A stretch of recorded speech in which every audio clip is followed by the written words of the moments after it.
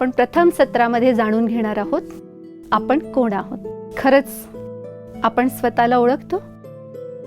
मी आणि माझं हे दोन शब्द आपण दिवसभरात कित्येक वेळा वापरतो, पण खरंच आपण मी कोण आहे आणि माझं काय आहे हा फरक जाणतो का?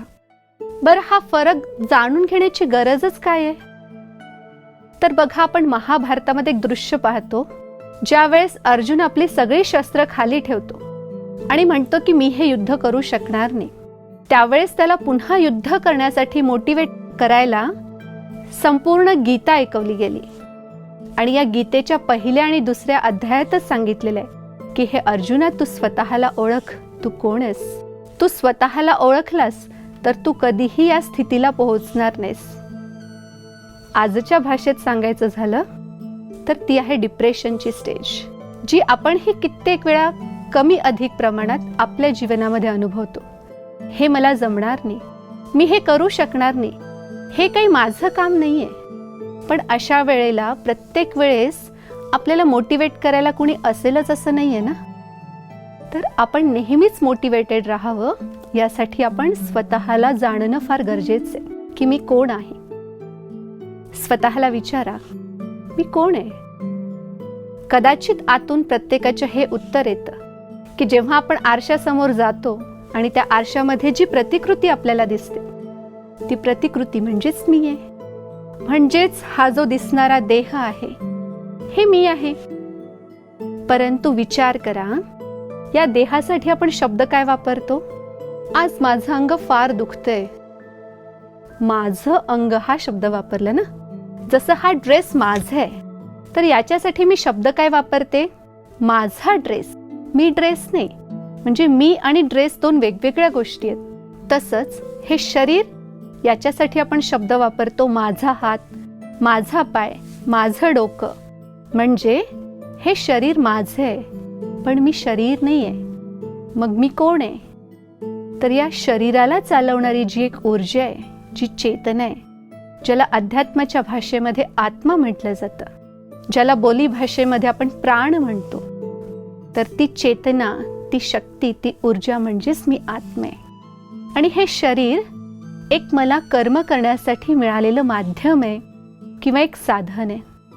आता मी कोण आहे हे मला समजलं, मी एक आत्मा आहे. पण ही आत्मा नेमकी आहे कशी?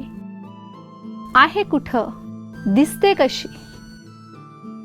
आत्मा ही एक ऊर्जा आहे आणि ऊर्जा ही कधीही आपण उघड्या डोळ्यांनी पाहू शकत नाही, तिचा फक्त आपण अनुभव घेऊ शकतो.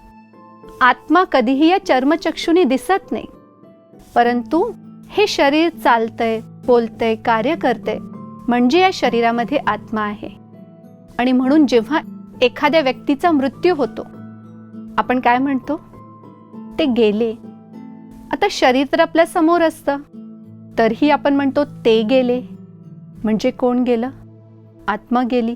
म्हणजेच ते कोण होते? आत्मा होते. मी कोण आहे? आत्मा आहे.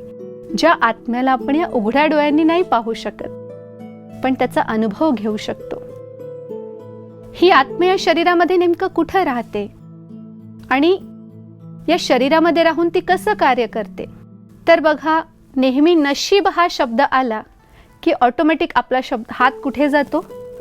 इथे जातो, मस्तकाच्या मध्यभागी. आपण टिकली, कुंकू, अंगारा, अष्टगंध हे कुठं लावतो? मस्तकाच्या मध्यभागीच लावतो, इतर कोठेही नाही लावत. अगदी देवासमोर गेल्यानंतर आपण डोकं टेकवतो, मस्तक त्याच्या समोर आपण झुकवतो, कारण हे मस्तक याच्या आतमध्ये दोन भुवयांच्या मध्यभागी आत्म्याचं वास्तव्य आहे. जसं एखाद्या गाडीमध्ये ड्रायव्हरची सीट फिक्स असते, त्या स्थानावर बसून तो ड्रायव्हर त्या गाडीला चालवण्यासाठी जे काही त्याला आवश्यक असतं त्याच्या आसपास असतं आणि त्याच्या आधारे तो गाडी चालवत असतो. तसं हे शरीर म्हणजे एक गाडी आहे आणि आत्मा त्याचा ड्रायव्हर आहे. किंवा जसं एखादा रोबोट असतो, त्या रोबोटला कंट्रोल करणारा एक कम्प्युटर असतो आणि कम्प्युटरला ऑपरेट करणारा एक ऑपरेटर असतो. तसं हे शरीर म्हणजे एक रोबोट आहे. हा मेंदू हा कम्प्युटर आहे आणि त्याला प्रोग्राम देणारा प्रोग्रामर ही आत्मा आहे. आत्मा मेंदूच्या माध्यमातून ह्या संपूर्ण शरीराला कंट्रोल करत आहे. आता ही आत्मा याची वास्तविकता काय आहे? जसं हे शरीर म्हटलं जातं की पंचमहाभूतांनी बनलेलं आहे. वायू, अग्नी, जल, पृथ्वी आणि आकाश. म्हणून या शरीराला चालवण्यासाठी सुद्धा आपल्याला ती 5 तत्व त्याला द्यावी लागतात. किंवा शरीरातून ती 5 तत्व कमी झाली तर शरीर त्याची मागणी करतं. जसं तहान लागते जेव्हा पाणी कमी होतं शरीरातलं, धाप लागते जेव्हा शरीरातला ऑक्सिजन कमी होतो, भूक लागते. म्हणजे शरीर ज्या ज्या गोष्टी मागतं ते शरीरामधून कमी झालेलं असतं आणि त्याची भरपाई करण्यासाठी ते मागतं. म्हणजे शरीराची गरज ही शरीरामध्ये असणाऱ्या गोष्टींना आपल्याला अनुभव करवते. यावरून आपण हे समजू शकतो आत्म्यामध्ये काय आहे, आत्मा काय मागते, आत्म्याला कशाची गरज आहे. विचारा तुमच्या मनाला, मला काय पाहिजे? शरीराला नाही, मला, आत्म्याला, मनाला काय पाहिजे? आतून उत्तर येईल, शांती पाहिजे, समाधान पाहिजे, प्रेम पाहिजे, आनंद पाहिजे. तर ज्या अर्थी आत्मा या गोष्टींची मागणी करतेय याचा अर्थच आहे की हे सगळं आत्म्यामध्ये ऑलरेडी आहे.